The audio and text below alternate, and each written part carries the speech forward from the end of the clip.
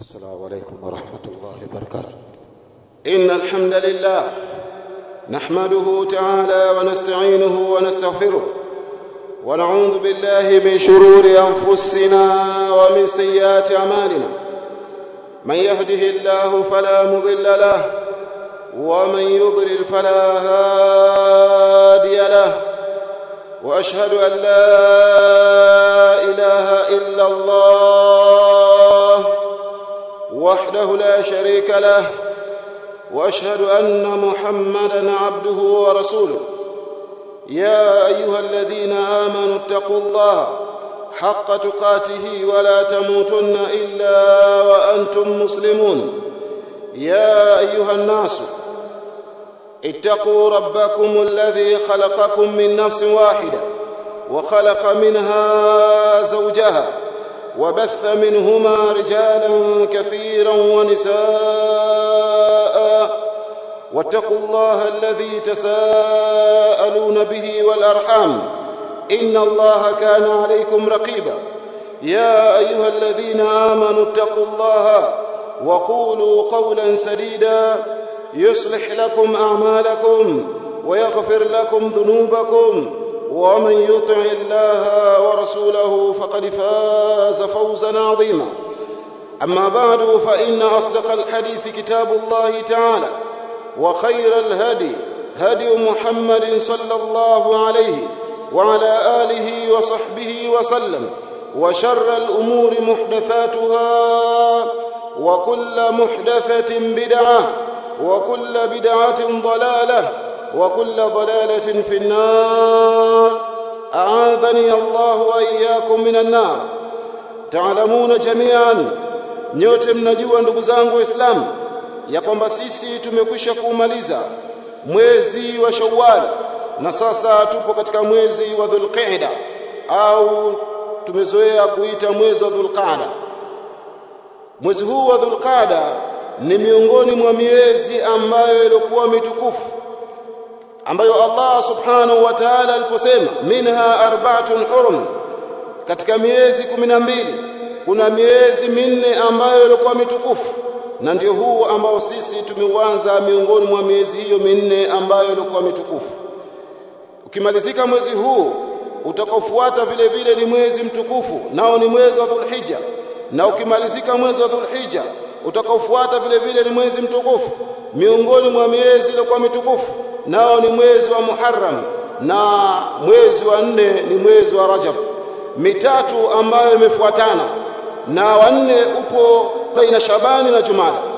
Allah subhanahu wa ta'ala amesema fala tadhlimu fihinna anfusakum, nyinyi msidhulumu ndani ya miezi hiyo mitukufu nafsi zenu, msije mkafanya dhulma ndani ya miezi hiyo, kwa maana jambo la kumwasi Allah subhanahu wa ta'ala kwa kumshirikisha yeye Allah jalla jalaluhu, hii ni dhulma ambayo mtu akifanya anakuwa amemdhulumu Allah, ameiondosha ile haki ya Allah subhanahu wa ta'ala kuabudiwa.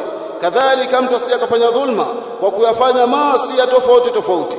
Ndugu zangu, tuelewe, miongoni mwa mambo ambayo yalikuwa yamehusishwa katika miezi ikiwemo mwezi wa Dhulqa'da ni kwamba mwezi huu umefanywa kwa ni katika miezi ya kutekeleza ibada hija, na wengi watu hawajui kwamba mwezi wa Shawwal pia ni katika mwezi wa kutekeleza ibada ya hija, na mwezi wa pili ni mwezi huu wa Dhulqa'da, na mwezi wa tatu ni 10 ayami min Dhulhijja, ni masiku 10 ya mwezi wa Dhulhijja. Na ndio maana Allah subhanahu wa ta'ala, ukisoma Qur'ani, Allah anasema al-hajju ashhurun ma'lumat faman farada fihinna al-hajja fala rafatha wala fusuqa wala jidala fil hajj wama taf'alu min khairin ya'lamuhu Allah watazawwadu fa inna khayra zadi at-taqwa wattaquni ya ulil albab. Allah subhanahu wa ta'ala anasema al-hajju ashhurun ma'lumat, hija ina miezi yake maalum, na miezi hiyo ambayo ilikuwa maalum, mwezi wa mwanzo ni mwezi wa Shawwal ambao tayari sisi tumekwisha kumaliza. Mwezi wa pili ni Dhulqa'da, ni huu mfungo pili ambao sisi tumeuita mfungo pili. Mwezi huu ni katika miezi ya hija. Kadhalika vile vile 10 ayyam min Dhulhijja, ni masiku 10 ya mwezi wa Dhulhijja. katika watu wamekwenda akili zao na fikra zao kwamba mwezi wa Dhulhijja ndio mwezi pekee ambao unatekelezwa hija, bali miezi imeainishwa ni mitatu katika Uislamu. Hii ndiyo miezi ya kutekeleza hija.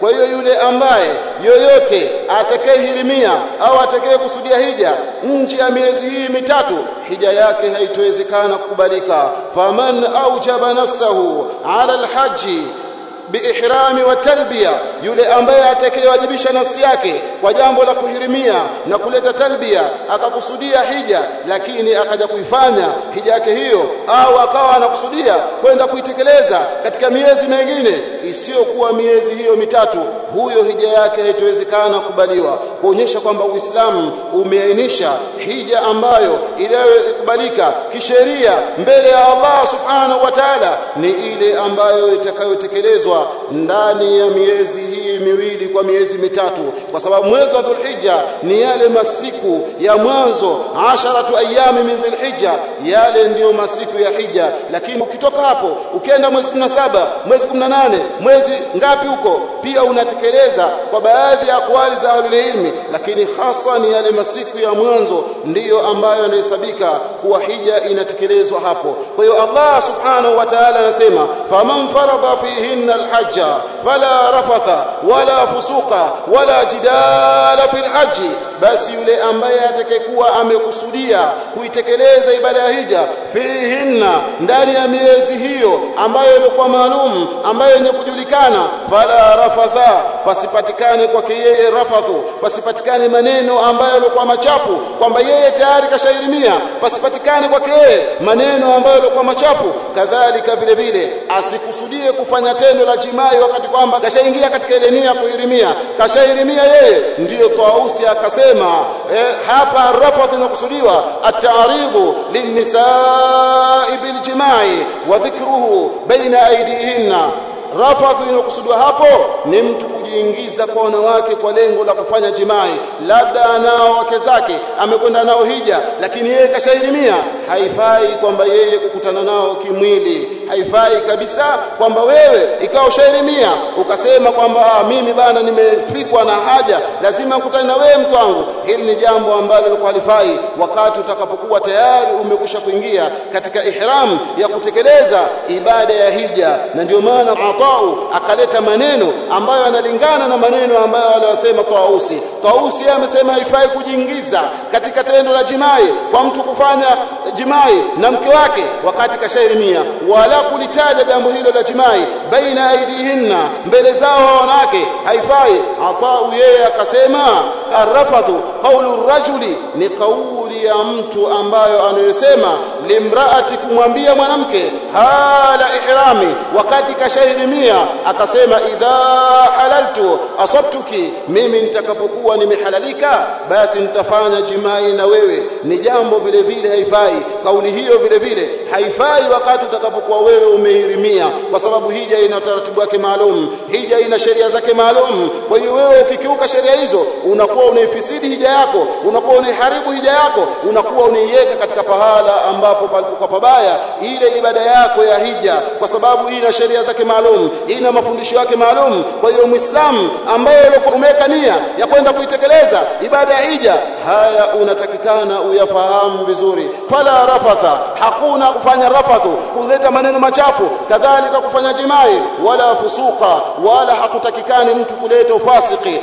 Ibn Abbas radhiyallahu anhu anasema al-fusuq, anasema huwa al-maasi kulluha, ni maasi yote kwa sampuli zake zote, kwa maana inaingia katika fusuq. Kwa hiyo kila aina ya maasi mtu unatakana kwamba ujiepushe katika wakati ambao wewe upo katika kutekeleza ibada ya hija. Na tufahamu katika kutekeleza ibada ya hija kwamba mwezi ule shetani anakuwa hajafungwa, kwa hiyo huwa anapita na kuingia kuweza kuharibia watu zile ibada zao. Kwa hiyo wewe mtekelezaji wa ibada ya hija unatakikana kwamba uwe makini sana, kwa maana mwezi huo ujitahidi ufanye ibada kwa makini sana, kwa sababu yule adui ambaye Allah subhanahu wa ta'ala alikwambia inna shaytana lakum aduwwun fattakhidhuhu aduwa inma yad'u hizbahu liyakunu min ashabi sa'ir. Huyu katika mwezi wa Dhulhijja au katika mwezi wa Dhulqa'da au katika mwezi wa Shawwali ambayo ni miezi ya Hija, huyu shetani anakuwa hajafungwa tofauti na mwezi wa Ramadhani. Kwa hiyo huyu ni adui na nyinyi mnatekana mumfanye kuwa ni adui, kwa sababu yeye lengo lake ni kuzifisidi zile ibada ambazo waja wanazozifanya, sawa ikiwa ibada ya Hija, sawa ikiwa ibada nyingine yote ile.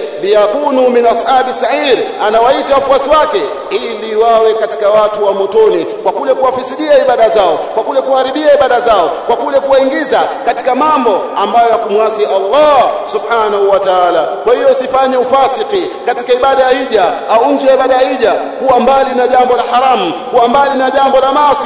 Kadhalika wala jidala fil haji, wala mijadala kuileta katika Hija, mijadala ambayo ilikuwa haina faida. Ipo mijadala ambayo ina faida, iko mijadala ambayo inakuwa kielimu, iko mijadala ambayo ya kubadilishana mawazo, iko mijadala ambayo ilikuwa ina manufaa na Uislamu unakubali. Lakini mijadala inokusudiwa hapa ni mijadala ambayo ilikuwa haina faida, na wengi wa watu wanatoka katika miji yao wanaelekea katika ibada ya Hija, lakini hawajui kwamba wao wapo katika thamani ambayo ilikuwa kubwa, wapo katika neema ambayo ilikuwa kubwa, neema ambayo wengi katika waja wamekosa, wamewafikishwa wao. Lakini wakifika kule ndio wanacheza karata, lakini wakifika kule ndio wanaanza kufungua baraza, wanasema mie mji wa Maka nilikuwa nikiusikia tu, kumbe uko hivi. Mie mji wa Maka nilikuwa nikihadithiwa tu, kumbe hii ndio Maka, hii ndio Madina, hii ndio Arafa, hii ndio kadha. Yani yeye amekaa kupiga story na mwenzake, hajui lile lengo ambalo alikuwa ameendea kule. Mtu asampuli kama hii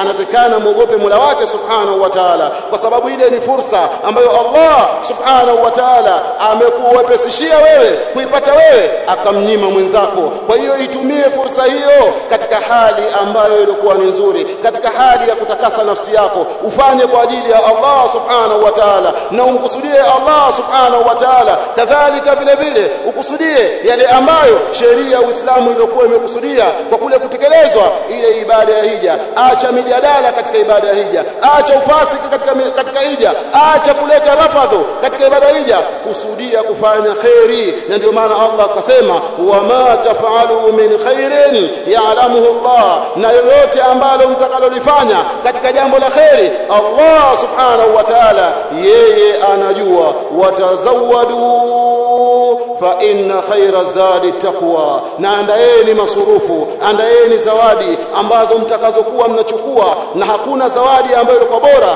kuliko takwa Allah subhanahu wa ta'ala. Na chukueni yale ambayo yatakayo kutoshelezesheni katika ule utekelezaji wa ibada ya Hija. Wanasema ahlul ilmi, hii kipande cha aya kinachosema watazawadu fa inna khayra zadi taqwa, kipande hichi kimeshuka kwa watu wa Yaman. Wao walikuwa yakhrujuna ila alhaji, walikuwa wakitoka kuelekea haji, wala yatazawadun, wala walikuwa wachukui masurufu, wala walikuwa wachukui yale matumizi ambayo yatakayowatoshelezesha katika ibada ya Hija. Wakiambiwa chukueni masurufu, wanasema nahnu mutawakkiluna ala Allah, sisi ni wenye kumtegemea Allah subhanahu wa ta'ala. Lakini wakifika kule Maka na Madina, matokezo yake wanafikia katika jambo la kuomba. Allah kalikataza jambo hilo, ndio akasema watazawadu fa inna khayra zadi taqwa, chukueni masurufu, hakika bora katika jambo la kuchukua masurufu, jambo hilo linahesabika katika jambo la kumcha Allah subhanahu wa ta'ala. Kwa hiyo chukueni masurufu. Na hili jambo hili, tatizo hili mpaka leo katika baadhi ya miji lipo, na baadhi ya watu kutoka katika nchi zetu na wao huwa wanaiga uslubu huo. Wanakuta watu wanapanga foleni wanaomba vyakula, wanakuta watu wanapanga sehemu wanaomba kuomba watu. Hili ni jambo ambalo kwa sio sawa, hata ulioni kwamba limefanywa Maka. Baadhi ya watu wanasema huko Maka watu wanaomba, huko Maka watu wanafanya hichi. Au amemkuta mtu Maka anavuta sigara, anasema mimi nilikuwa nishaika azma hasa ya kuacha kuvuta sigara, lakini nilipoenda Maka nikawakuta watu wanavuta sigara kule Maka, nikaona huko Maka yenyewe watu wanavuta sigara, akesha mimi nijiachishwe kuvuta sigara hadi yakuwa niko mtaa Dajabovu wapi na wapi. Kwa hiyo mtu anaacha yani kutekeleza yale ambayo sheria inomtaka yatekeleze, kwa sababu anaangalia Maka. Jamani, tufahamu, innal ardha la tuqaddisu ahadan wa inma yuqaddisu al-insana amaluhu. Hakika ardhi haimtakasi yoyote. Enye ndugu zangu Waislamu, Maka haiwezi kumtakasa yote, Madina haiwezi kumtakasa yote, pamoja na kuwa sehemu hizo ni sehemu ambazo zilizokuwa tukufu, lakini Maka haiwezi kumtakasa yote, Madina haiwezi kumtakasa yote. Inma yuqaddisu al-insana amaluhu. Hakika kinachomtakasa mwanadamu ni yale matendo yake ambayo atakayoyafanya. Ikiwa ameyafanya Maka, basi ni tofauti matendo hayo kuyafanya katika sehemu nyingine sio kwa ya Maka. Lakini tufahamu, lau kwamba ardhi ingelikuwa inamtakasa mtu, pale Maka wameishi watu ambao walikuwa watukutu sana. Pale ameishi Abu Lahabi. Lau kwamba ingelikuwa ardhi ya Maka inatakasa kumtakasa mtu, ingelimtakasa Abu Lahabi. Lau kwamba ardhi ya Maka ingelikuwa inatakasa kumtakasa mtu, ingelimtakasa Abu Jahli. Lau kwamba ardhi ya Maka ingelikuwa inamtakasa yoyote yule, ingeliwatakasa wale sanadidi Quraishi ambao walikuwa wao ni adau Rasulillah sallallahu alaihi wasallam. Lau kwamba ardhi ya Maka ingelikuwa inamtakasa yote, ingeliwatakasa hao. Lakini innal ardha la tuqaddisu ahadan wa inma yuqaddisu al-insana amaluhu. Hakika ardhi imtakasi yote, inachomtakasa mwanadamu ni yale matendo ambayo yeye atakayofanya. Fatanabbaha lihadha barakallahu fik. Innal hamdalillah nahmaduhu ta'ala wa nasta'inuhu wa nastaghfiruh wa na'udhu billahi min shururi anfusina wa min sayyiati a'malina. Man yahdihillahu fala mudilla lahu wa man yudlil fala hadiya lahu. Wa ashhadu an la ilaha illa Allah wahdahu la sharika lahu wa ashhadu anna Muhammadan abduhu wa rasuluhu. Ndugu zangu, tuelewe, ardhi ya Maka haimtakasi yoyote. Kwa hiyo mtu akaenda kule Maka, akaenda Madina, akaenda katika zile sehemu ambazo kwa tukufu, yeye anochotekana akipractice kwa mujibu wa sheria yake, ambayo sheria ya Uislamu ambayo yeye alikuwa tayari amekwisha kuisoma, kwamba sheria ya Uislamu hapa inanitekeleza nifanye nini, sheria ya Uislamu inanitaka nifanye nini, sheria ya Uislamu inataka nifanye kitu gani. Sio kwamba wewe unakuta watu wanafanya hichi, wanafanya kile, ukasema hawa watu wa Maka wanafanya jambo fulani, kwa hiyo acha mimi niliige. Inawezekana kwa penye jambo hilo unalofanya ni jambo la kumwasi Allah subhanahu wa ta'ala. Inawezekana hilo ambalo unalifanya ni katika mambo ambayo yalikuwa kibida, na ndio maana watu wengine wanayachukua mambo ya kibida ambayo Maka inakuwa imewakusanya watu kutoka katika anhai alam, kutoka katika pande za ulimwengu. Kila mmoja anatoka katika upande wake wa ulimwengu, sehemu ambayo yeye alikuwa anaishi, anakuja kuzipractice zile bidaa zake ambazo alizokuwa amekuzwa nazo katika mji wake, katika mji wa Maka. Kwa hiyo watu wafahamu, waelewe hilo, walijue hilo, na wazinduke katika upande huo. Na ndio maana Uislamu ukahimiza katika jambo la kusoma, kwa sababu utakaposoma wewe kufika katika sehemu kama zile tukufu, unapata kujua kwamba huyu anafanya jambo la bidaa ambalo wanachuoni wameendeleza, huyu anafanya jambo la maasi ambalo limekatazwa, huyu anafanya jambo ambalo lilokuwa halipo katika Uislamu. Elimu ndio ambayo itakayokuongoza kumjua nani ambaye anofanya lilokuwa la sawa na nani ambaye anofanya lilokuwa sio la sawa. Ndugu zangu Waislamu, tuelewe, tunazungumza masala haya ya hija kwa sababu wengi katika miji yetu ambao wengine wanaokwenda kule Maka, wakirudi wanakuja na baadhi ya hoja ambazo zilizokuwa sizo kabisa. Wanasema hatoko Maka kwa pengine huyu mtu anakatazwa yeye asivute sigara, na hii sigara ndio watu wengi kule Maka wanatoka katika miji yao, wa Misri, sijui kutoka wapi, kutoka Omani, kutoka wapi, yani wameathirika na jambo hilo la kuvuta sigara. Sasa mtu ukimkataza anakuambia mbona unanikataza mimi, mbona katika sehemu tukufu inafanywa ile jambo. Ndugu zangu Waislamu, hii sio hoja ambayo ilikuwa ya msingi. Lakini vile vile wengi ambao wanatoka hapa wanaelekea Maka wanakuwa hawajaisoma ile ibada ya hija. Kwa hiyo ni juu yao kusoma ibada ya hija, na ni lazima wao wasome ile ibada ili waende wakaitekeleze katika hali ambayo ilikuwa sawa. Lakini vile vile, enyi ndugu zangu Waislamu, kwa wale ambao walikuwa hawajakwenda kule katika ibada ya hija, wanatakikana waeke nia ambayo ilikuwa madhubuti, nia ambayo itakayokuwa inasimamiwa na mikakati ambayo ilikuwa madhubuti. Mtume sallallahu alaihi wasallam katika hadithi ambayo anasimulia al-Imam Ahmad katika musnad yake, hadithi ya Abdullah ibn Abbas, Mtume anasema alayhi salatu wassalam, ta'ajjalu ila alhaji, fanyeni haraka katika kuitekeleza ibada ya hija. Fa inna ahadakum, kwa hakika mmoja wenu, la yadri ma ya'ridu lahu, hajui ni jambo gani ambalo litakalomtokezea yeye. Na mtu anatekana hasa amuombe Allah lailan wa nahara, sabahan wa masaa, asije akamfisha duniani, isipokuwa akimfisha aondoke katika ulimwengu hali ya kuwa nguzo 5 amekwisha kuzitekeleza. Shahada, kushuhudia ya kwamba pana Mola apasekuwa kwa haki isipokuwa Allah na Muhammad ni mtume wake, tayari Allah amekuepesishia wewe tangu uko tumboni mwa mama yako, amekuleta duniani, akakuepesishia kwamba akakuleta duniani hali ya kuwa wewe ni Muislamu. Kullu mauludun yuladu ala alfitra,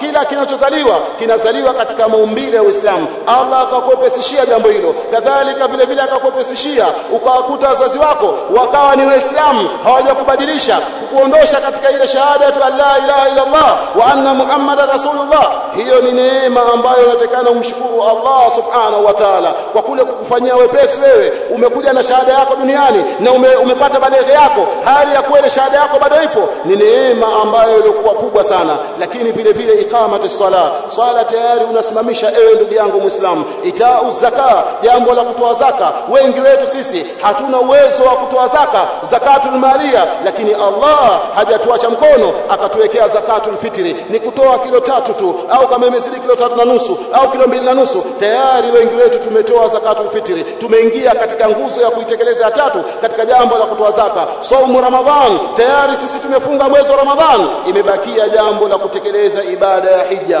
Basi hebu iwekee mikakati ambayo ilikuwa maalum ya ndugu yangu Muislamu. Kwa nini makafiri mipango yao wao huipanga kwa muda mrefu sana, jambo ambalo wao wamelikoti kutoka kwa Waislamu? Vipi sisi lau kwamba tungelikuwa tuna mipango iliyokuwa madhubuti ya muda mrefu, wallahi wa billahi wa tallahi tungeliweza. Tena hakuna mtu ambaye angelisema kwamba mimi labda sina uwezo wa kutekeleza ibada ya hija, kwa sababu mambo mengi tumewekea mikakati, mambo mengi tumeyatengenezea uwezo, na mwisho wake tukawa tunayaweza. Wengi wetu tulikuwa hatuna vibanda vya kuishi, hatuna sehemu za kukaa, lakini tumekuja zetu duniani hali ya kuwa hatuna maeneo. Lakini nikasema kwamba kwanza wacha nitafute kiwanja kiliibuka tu, kikaja wenyewe kikakwambia, ewe fulani, mimi ni kiwanja chako nimetengwa kwa ajili ya Allah, nitengeneze. Au kwamba wewe ulikitafuta kiwanja hicho? Bila shaka ukiuliza swali hili, hichi kiwanja ulikitafuta, tena ulichanga, ukasema mimi hizi pesa lazima nitafute kiwanja. Ukatafuta kiwanja,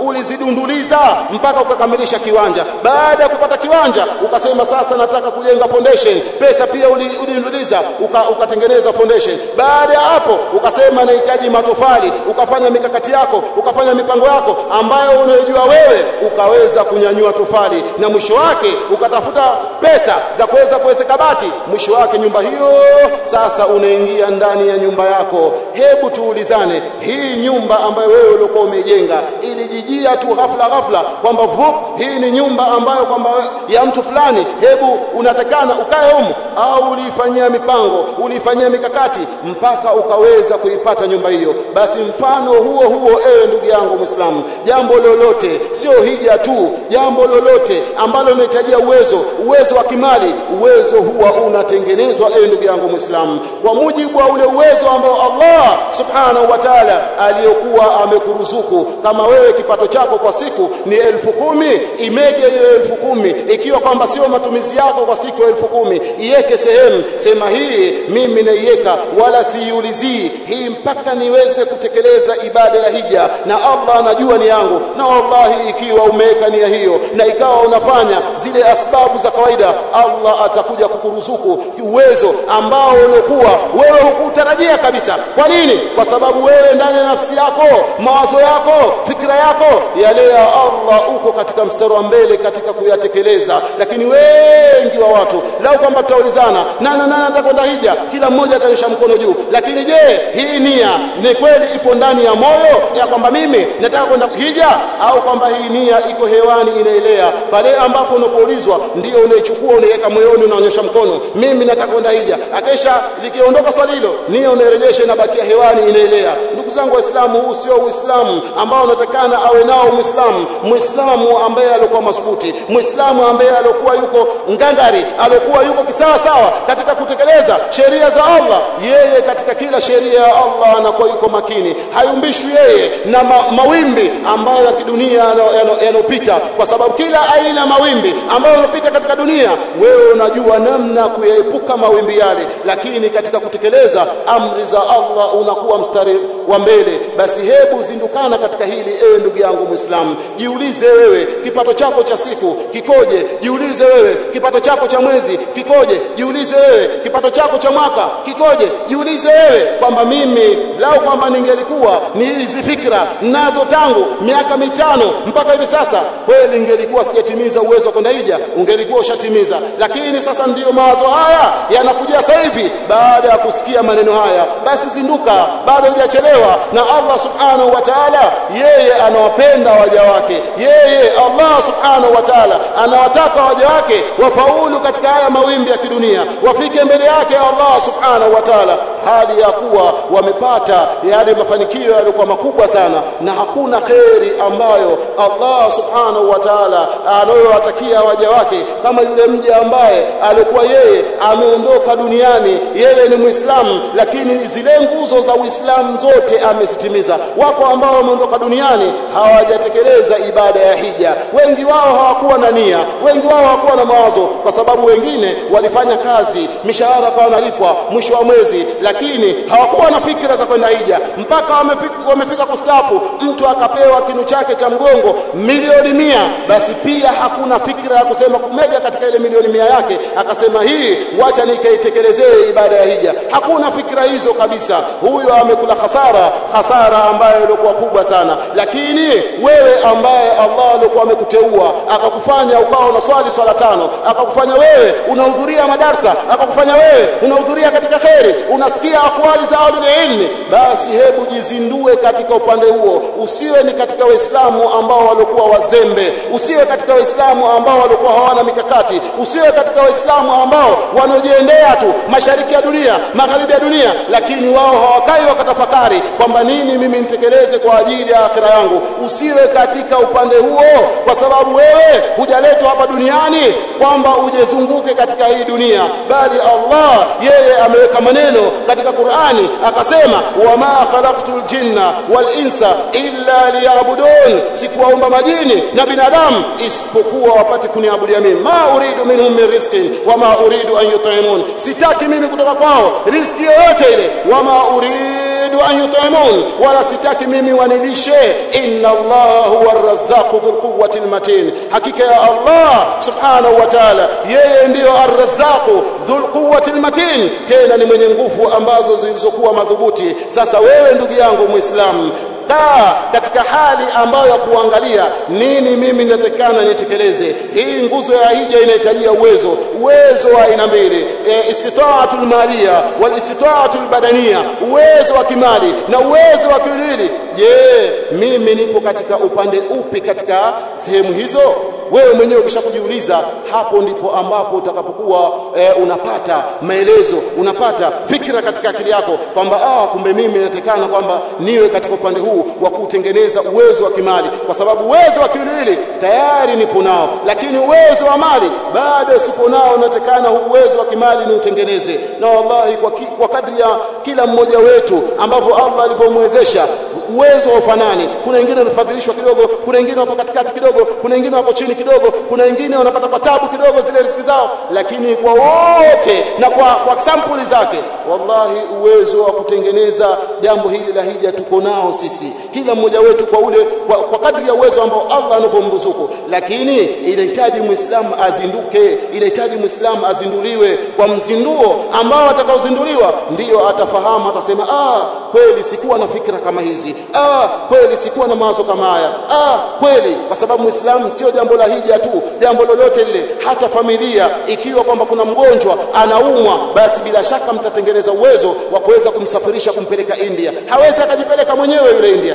lazima papatikane mali hiyo ambayo itakomsafirisha kumtoa hapa impeleke India. Lakini mshaliona tatizo, ndio mnasema kwetu sisi kuna tatizo, jamani hebu tuitane hapa, wewe tu 10,000, wewe tu 1000 ngapi, mnatengeneza uwezo mnampeleka India yule. Kadhalika mgonjwa mwenyewe akishakujiona kwamba mimi nina tatizo na hapa nchini kwetu labda matibabu yako tabu, basi huwa mwenyewe anachanga zile pesa zake, anasema unajua nimekwenda Mnazi Mmoja, lakini tiba sijaipata, nimekwenda sehemu fulani, tiba sijaipata, nimekwenda sehemu fulani, tiba sijaipata, nimeshauriwa kwamba nitoke niende India, nimeshauriwa niende Israeli, nimeshauriwa niende sehemu fulani. Basi unamkuta kwamba yeye anajikusanya katika uwezo, mpaka kashapata uwezo, sasa anasafiri huyo mtu anaenda zake wapi? Matibabuni. Kwa hiyo katika kila hali ya maisha ambayo sisi inayotuzunguka, ikiwa inahitajia mali, basi wewe unatakana uwe na mikakati ambayo ilikuwa madhubuti. Na ndiyo as-salafu salih walipokuwa wao, ikiwa kwamba kuna jambo huko liko mbali linakuja zake, linahitajia uwezo wa kimali,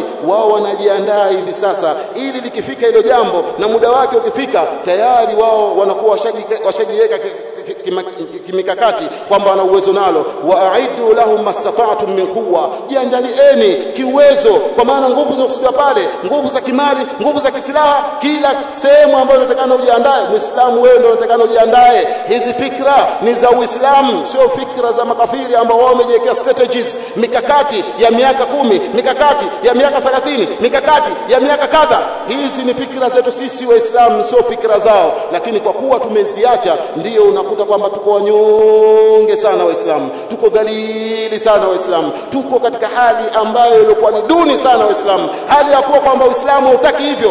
Uislamu ni dini ambayo ilikuwa ina sheria zake, ina utaratibu wake, na umewafanya Waislamu kwamba wao ni aiza, ni watu ambao walikuwa tukufu, ni watu ambao walikuwa wenye nguvu, ni watu ambao walikuwa wamefadhilishwa na Allah subhanahu wa ta'ala. Kwa hiyo hebu tuutafute ule utukufu wetu ambao Allah subhanahu wa ta'ala alikuwa ametufadhilisha. Na wallahi tukua tuna mikakati ya namna kama hii katika kila jambo letu Waislamu, tutakuwa ni wenye kufanikiwa. Tunamuomba Allah subhanahu wa ta'ala, kila mmoja wetu ana shida yake, tunamuomba Allah bi asma'ihi alhusna wa sifatihi alula amtatulie shida yake hiyo. Ikiwa ya maradhi, basi Allah amuondoshee maradhi. Ikiwa ya shida kupata riziki, Allah amfungulie riziki za wasa, milango ya khairi ampe yenye baraka ndani yake. Na ikiwa shida nyingine yote ile, Allah subhanahu wa ta'ala tunakuomba zitatue shida hizo, na iwe ni sababu ya kuabudia wewe Allah subhanahu wa ta'ala. Allah tunakuomba wagonjwa ambao wako hospitalini, tunakuomba Allah